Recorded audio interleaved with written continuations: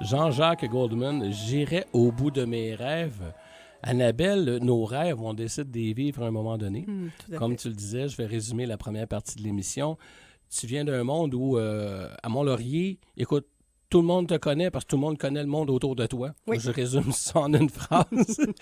Donc, tu vis avec des gens qui connaissent quelqu'un, et tu découvres que tu as une passion pour le karaté, donc ça t'a défini en tant que personne, donc tu réussis à te distancer. Regarde, j'existe, je suis Annabelle. On a des rêves, mais on fait quoi avec nos rêves quand on est là? Puis ça a été particulier parce que comme j'avais une certaine facilité dans plusieurs matières, j'ai eu beaucoup de difficultés à trouver qu'est-ce que je voulais faire dans la vie. Intéressant, ça. J'aurais voulu être journaliste, j'aurais voulu être professeur, j'aurais voulu être psychologue, j'aurais voulu être médecin, j'aurais voulu être tellement d'affaires qu'à un moment donné, tu sais plus ce que tu veux. Bien, c'est le fun parce qu'il y a des gens, on en va en parler tantôt, tu rencontres des gens, tu coaches, puis moi aussi, ils savent pas quoi faire. Ouais. Toi, tu as le problème contraire. Ouais. Tu veux tout faire. Oui. Puis tu as 24 heures d'une journée, tu endors 8, puis tout ça. Là. Bon, comment est-ce qu'on s'en sort, là, que toutes tes passions que tu as le goût de vivre? Là? Mais en fait, ma mère, elle m'avait dit, va faire un deck en sciences, ça va t'ouvrir plein de portes. Donc, c'est ce que j'ai fait. J'ai fait un deck en sciences, donc mathématiques, biologie, chimie, physique. Et à travers ça, j'ai pris des cours complémentaires en psychologie. Et là, je me suis rendu compte que j'aimais beaucoup ça, mais que j'aimais aussi beaucoup la notion de biologie. Là, je me suis mis à dire, bon, mais qu'est-ce que je fais? J'aimais beaucoup les mathématiques, mais très peu la chimie puis la physique. Donc, je me suis mis à chercher. J'ai fait 1 an hors deck. J'ai fini mon deck en sciences. J'ai fait 1 an hors deck avec plus de cours de maths, de bio et de psycho. OK. Et là, après ça, on fait quoi avec ça? Je rencontre une conseillère en orientation et elle me dit, Annabelle, je te verrais tellement en génagogie. En là, quoi? C'est ça. J'ai dit, ça mange quoi en hiver, ça? Et là, elle m'a expliqué que dans le fond, c'était un mélange de management et de psychologie pour faire de la consolidation d'équipe. Et ça se donnait à Trois-Rivières. Fait que je me suis dit, bon, ben on va regarder. J'ai regardé la description, j'ai regardé les syllabus des cours, j'ai trouvé ça bien intéressant. Et du jour au lendemain, j'ai décidé que je m'en allais étudier à Trois-Rivières. Du jour au lendemain? Du jour au lendemain. Ça implique quoi, ça? Ça implique que là, il faut se trouver un appartement, il faut s'organiser. Mes parents ne s'attendaient pas du tout à ça. Et donc, très rapidement, bon, ma mère, évidemment, elle s'est arrangée pour que j'aie tout ce qu'il fallait au niveau des ustensiles, des casseroles, des vêtements. On s'organise. Le trousseau, comme on dit. Le trousseau, comme on dit. Et je pars donc à Trois-Rivières. J'ai fait mon bac en génagogie. J'ai adoré ça parce qu'évidemment, on est dans de l'animation de groupe, dans la gestion des conflits à l'intérieur d'un groupe, dans la gestion des problèmes au sein d'un groupe. Mais évidemment, je suis obligée d'expliquer ce qu'est la génagogie à chaque fois que je vais envoyer mon CV. Et là, j'ai réalisé que ce serait peut-être difficile de me trouver une job parce que les gens ne retenaient pas mon CV. Ils ne savaient pas ce que ça voulait dire, génagogie. Alors, je suis allée faire une maîtrise en administration, en intervention et changement organisationnel. OK. Parce que, évidemment, c'était la suite logique. Tant qu'à gérer une petite équipe et à consolider une équipe, bien, on va consolider une entreprise ou une organisation. OK. Mais évidemment, ma mère, des années auparavant, m'avait dit « Tu devrais t'en aller en administration, en gestion de ressources humaines, je te verrais bien là-dedans. Puis, évidemment, sur le coup, je ne l'ai pas cru, mais c'est exactement ce que j'ai fait en bout de ligne. En bout de ligne. On sait que tu écris des bouquins aussi, on dit que tu écris des livres. Oui, tout à fait. Comment c'est arrivé? Parce que là, moi, j'en ai déjà lu, hein, on le sait. Annabelle, elle le sait. Là, j'en ai acheté un tantôt. Il est dédicacé, il est à moi. Dédicacé à Manon aussi, ma conjointe. Tu me parles de tout ce parcours-là, mais à un moment donné, j'écris. C'est ça? En fait, c'est que, comme je le disais tantôt, quand j'étais enfant, j'écrivais des pièces de théâtre. Et déjà, j'écrivais des petites histoires. J'avais un cahier que j'ai gardé d'ailleurs. C'était comme un mini-journal. Je le faisais vraiment comme un journal en dessinant ce qui aurait été l'équivalent d'une photo, en mettant les gros titres, en mettant les sous-titres, en mettant les textes. Et je racontais des aventures. Je racontais quelqu'un qui avait été sauvé d'un incendie par un pompier. Je racontais quelqu'un qui avait été sauvé par un policier, quelqu'un qui avait été sauvé par une infirmière. Et donc, je racontais plein de choses comme ça. Et évidemment, l'idée de raconter est toujours restée. Et à un moment donné, je fais un mandat de gestion de conflit très difficile dans une organisation et j'arrivais en renfort parce que le premier conseiller n'arrivait pas à résoudre le conflit. Et quand j'ai remis mon rapport au conseil d'administration, c'est une organisation où il y avait eu 25 ans d'harcèlement sexuel. C'était compliqué. Ouf. Et moi, ma recommandation, c'était de fermer l'endroit, que ce n'était pas... on ne pouvait pas arranger la situation. Il y avait trop d'ancrage, trop de problématiques qui étaient vraiment implantées depuis trop d'années. Et donc, je devais annoncer ça à un CA, annoncer ça au bailleur de fonds. C'est pas évident. Non. On est dans le domaine de la santé mentale en plus. il faut prendre soin des gens qui sont là. Le conseil d'administration, c'est des gens qui eux-mêmes ont eu des problèmes de santé mentale. Donc, il faut y aller avec des gants blancs. C'est délicat, mais si jamais les médias apprennent que dans cet endroit-là, il y a eu du harcèlement sexuel et que les bailleurs de fonds n'ont rien fait et que le CA n'a rien fait, ils sont beaucoup plus à plaindre que si on ferme. Effectivement. Donc, j'y vais avec mes gants blancs, avec le plus de délicatesse possible, et je remets un rapport. Et quelques jours plus tard, le président du CA m'appelle et me dit « Annabelle, j'ai lu ton rapport. Ce que tu recommandes, je pense que c'est en effet la meilleure chose à faire, mais je voulais te dire que ce que tu as écrit, ça se lit bien, ça se lit comme un roman, et je le sais parce que dans une ancienne vie, j'étais un évaluateur de manuscrits pour une maison d'édition. » OK. Et là, pour reprendre l'expression de Jack Canfield, j'ai eu l'impression d'entendre la musique de Twilight Zone. de Twilight Zone. Et là, je me suis dit, bon, ben peut-être qu'à un moment donné, il faudrait que je me lance. Et puis, ça faisait déjà plusieurs fois que j'y pensais, mais je ne l'essayais jamais. J'écrivais des petites notes sur des papiers, mais je ne me lançais pas vraiment. Et quand je suis tombée enceinte de mon deuxième enfant, de Sarah, quand je suis arrivée en congé de maternité, là, je me suis dit, là, ça serait peut-être le temps, là. Pendant qu'elle fait ses siestes, là, vas-y donc, vas-y. Et je me suis lancée et c'est comme ça que j'ai écrit mon premier livre, qui est un roman fantastique. Évidemment, je ne l'ai pas écrit seulement pendant mon congé. Ça m'a pris 5 ans avant de réussir à terminer parce que c'était mon premier roman. Je ne savais pas du tout comment faire. Comme la plupart des auteurs, je n'avais pas de formation en création littéraire. Évidemment, j'ai eu beaucoup d'encadrement. J'ai fait des cours de créativité. J'ai eu certains cours, des ateliers. Mais évidemment, ce n'était pas ma formation de base. Okay. Donc, ça m'a pris plusieurs années. Puis la première fois qu'une maison d'édition m'a envoyé un refus, j'ai contacté cet ancien client-là, président du CA, puis je lui ai demandé, je sais que vous en faites plus, je sais que vous êtes très occupé, je sais que vous êtes malade, mais est-ce que vous accepteriez de me relire et de me donner des conseils? Il a accepté de le faire bénévolement. Mais évidemment, un évaluateur de manuscrits, c'est un peu comme un vieux prof de français. Oh mon Dieu. Il n'y a pas beaucoup d'enrobage. Alors, la première fois que je l'ai rencontré, il y avait du rouge partout sur les feuilles et il était capable de me dire, bon, ben ce paragraphe-là, Madame Boyer, vous étiez vraiment fatiguée quand vous l'avez écrit. Hein? Ça, c'est vraiment mauvais, il faut vraiment le reprendre. Et là, on ne comprend pas du tout où est-ce que vous en allez. Et ici, il n'y a pas de description. Et ça a été comme ça pendant quelques heures. Quand je suis revenue chez nous, évidemment, il fallait tout réécrire. Ça m'a pris des mois. Mes amis ne comprenaient pas pourquoi je m'imposais ça, puis pourquoi est-ce qu'il était aussi raide, mais en même temps, lui, il n'y avait pas d'émotivité dans ses affaires. Non, c'était pas méchamment du tout, là. Non, tu as demandé de l'aide, il a répondu à l'aide que tu as demandé. Exactement, mais il me disait les choses crûment, puis il avait raison. Quand il y a un paragraphe qui était mauvais, il avait raison. Il est mauvais. Il est mauvais, il faut le reprendre, c'est tout. Mais c'est de là qu'est partie l'écriture. Donc, pour les gens qui nous écoutent, vous avez peut-être des passions qui ne sont pas assouvies. Puis quand vous commencez à être dedans, comme tu pensais d'écrire, il t'est arrivé une étincelle d'un endroit où tu n'y attendais, mais absolument pas. C'est ça. Donc, des fois, le coup de pouce peut venir d'un endroit qu'on s'y attend pas, puis on décide que, bon, moi, j'ai toujours rêvé d'être camionneur, mais je vais le faire, mon cours de camionneur. Ça va arriver d'ailleurs, là. Oui, tout à fait. Puis comme dit souvent Guy Bourgeois, quand tu as l'idée, il faut que tu le fasses maintenant. Ah, c'est tout de suite. T'attends pas au lendemain parce que sinon, tu le feras pas. Donc, pour reprendre d'ailleurs ce que tu écris dans la loi de l'attraction démystifiée, il faut passer à l'action rapidement. Oui. On ne peut pas juste le visualiser dans notre tête, il faut se mettre en action. Donc, si les gens ont un projet, si les gens ont une idée, il faut commencer à le faire. Moi, j'avais aucune idée comment écrire un livre. Je me suis lancée, je me suis plantée quelques fois, j'ai recommencé, puis à un moment donné, ça a fini par aboutir. Est-ce que c'est mon meilleur? Ben non, c'est comme n'importe quoi, on s'améliore.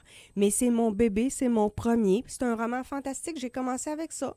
Et à partir de là, j'ai développé d'autres livres, puis j'ai développé évidemment mes stratégies d'écriture. Puis aujourd'hui, ben cet automne, je vais publier mon 5e livre. Ton 5e livre, ce que les gens qui nous écoutent, c'est important ce que tu as dit. Je savais pas comment le faire, mais je l'ai fait. Voilà. That's it. Puis je ne veux pas te relancer, mais moi aussi, premier livre que j'ai écrit, c'était ma conférence que j'avais écrite. Exactement. Là, j'ai dit, hey, on pourrait en faire un livre. Donc, j'ai tourné un peu les phrases. Puis bang, c'est parti. Donc, quoi que vous vouliez faire, lancez-vous. Exact. Écoutez pas trop ce qu'on vous dit. J'avoue, c'est comme, ouais, tu sais, trouve-toi une vraie job, des phrases comme ça. Ouais. Puis après ça, savourez. Mais c'est du travail. C'est énormément de travail. Moi, j'évalue que pour chacun de mes livres, c'est 1000 heures. À peu près. Ça fait que, évidemment, 6 mois. C'est ça. 6 mois, 40 heures semaine. C'est très, très long. Oui. On va continuer avec celle qui va. Celle qui va loin. Oui. Celle qui va, Marjo. Benoît en compagnie d'Annabelle Boyer. Choc FM 104,9, 3 fois le W, chocfm.com. L'espion, j'ai demandé, alors qu'on écoutait, on écoutait la chanson de Marjo, Celle qui va, je disais à Annabelle, écoute, j'ai l'espion de Pagliaro. Elle dit, oui, elle dit, j'ai de quoi à dire là-dessus.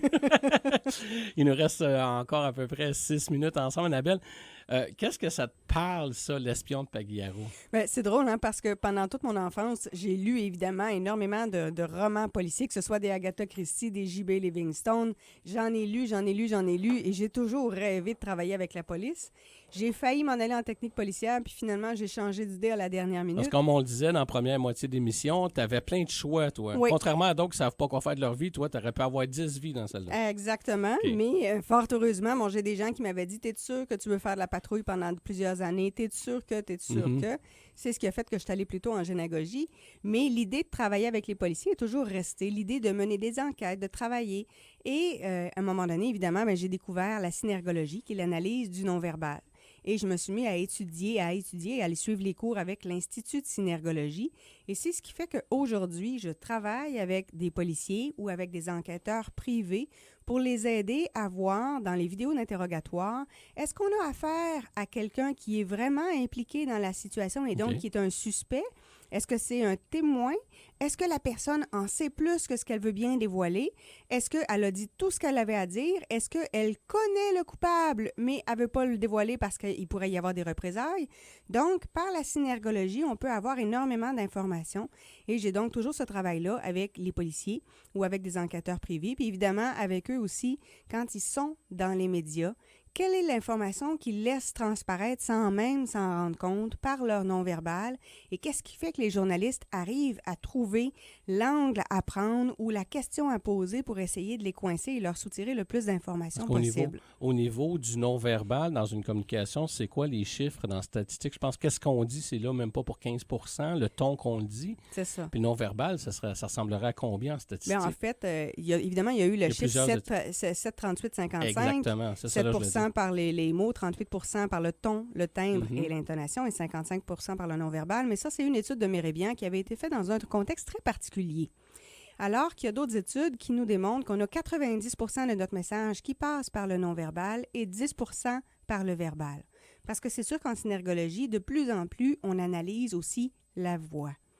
Donc, le ton, le timbre et l'intonation, les variations dans l'intonation, les signes de stress, les signes de colère, les signes de mensonge. Donc, on va les analyser de plus en plus. Puis de la synergologie, les gens, l'image qu'ils ont quand on parle de langage verbal, c'est surtout « je me croise les bras », ça veut dire que je t'écoute pas, mais ça va au-delà de ça parce que tu as écrit un bouquin là-dessus. Oui, tout à fait. J'ai écrit « Je lis en vous, savez-vous lire en moi » qui a été publié en 2013 chez Béliveau Éditeur, qui est vraiment sur une initiation à la synergologie. Je l'ai mis en milieu d'affaires, donc en situation d'une relation avec un client, avec un fournisseur, en gestion de conflits. Je l'ai mis avec du coaching, de la formation, en entrevue d'embauche. Donc, j'ai mis les signes à observer, les signes principaux selon le contexte. Mais évidemment, j'ai rajouté aussi des anecdotes personnelles pour que les gens sachent c'est quoi la vie d'un synergologue quotidien. Puis des anecdotes plus cocasses pour que les gens voient mais qu'est-ce qui peut arriver avec un synergologue. Et j'ai rajouté des résumés de recherches scientifiques pour que les gens comprennent d'où ça part, d'où ça vient et pourquoi on affirme ce qu'on affirme. Donc, c'est comme ça qu'est né « Je lis en vous, savez-vous lire en moi ». Le parallèle que j'ai envie de faire, parce que j'ai pas le nom de la série télé. Lie to me. Merci beaucoup. Et tu dois te le faire demander. Comme là, je suis devant Annabelle, j'essaie de pas bouger mes mains. J'ai boutonné mes boutons jusqu'au cou. Non, mais, tu dois te le faire demander. Coudonc, es-tu toujours en train de m'analyser? Là? C'est pas nécessairement ça. Là. C'est pas nécessairement ça. Évidemment, c'est comme n'importe quoi. Je peux pas me fermer les yeux. Donc, je vais observer tout le temps. Ça veut pas dire que je suis en mode analyse. Il y a une différence. Donc, quand je suis avec des amis, tant que la communication est authentique, tant que les gens disent ce qu'ils pensent, le non-verbal va être cohérent. Donc, il n'y a rien qui va particulièrement attirer mon attention, mais mon œil, lui, continue de voir, mon cerveau continue d'enregistrer et d'emmagasiner de l'information. Là où il y a un problème, c'est quand les gens essaient de mentir, quand ils essaient de cacher quelque chose, là, c'est sûr que le corps devient incohérent.